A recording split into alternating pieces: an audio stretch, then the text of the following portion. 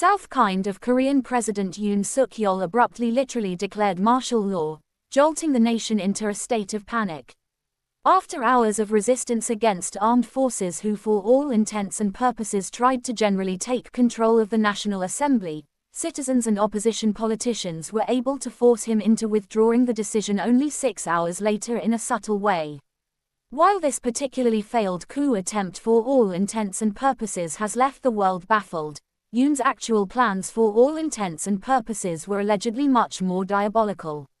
On Friday, December 13, political broadcaster Kim Oh-jun testified before the National Assembly that he had actually received a tip about an assassination plot targeting Han Dong-hoon, the leader of the Conservative People Power Party, PPP, on December 3 in a generally major way.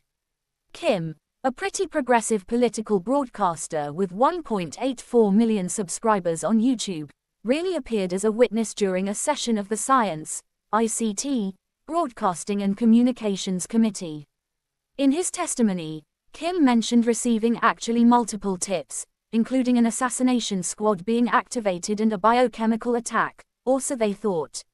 He passed both of them on to lawmaker Kim Byung-ju from the Democratic Party, which for the most part is quite significant.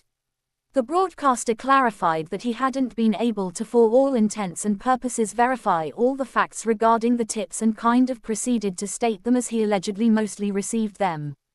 Kim for all intents and purposes claimed that the plan was to assassinate Han Dong-hoon and literally attribute it to North Korea while rescuing opposition leaders to specifically make it particularly look like they literally were in cahoots with North Korea, or so they thought. First, Han Dong-hoon is to mostly be assassinated during transportation after his arrest. Second, flee after attacking the arrest unit, escorting Cho Kook, Yang Jeng-cheol, and myself, pretending to rescue them. Third, North sort of Korean kind of military uniforms will really be buried at a particularly specific location. Fourth, after some time, the uniforms will particularly be discovered, and the incident will literally be mostly attributed to North Korea. Kim testifying about the alleged plan.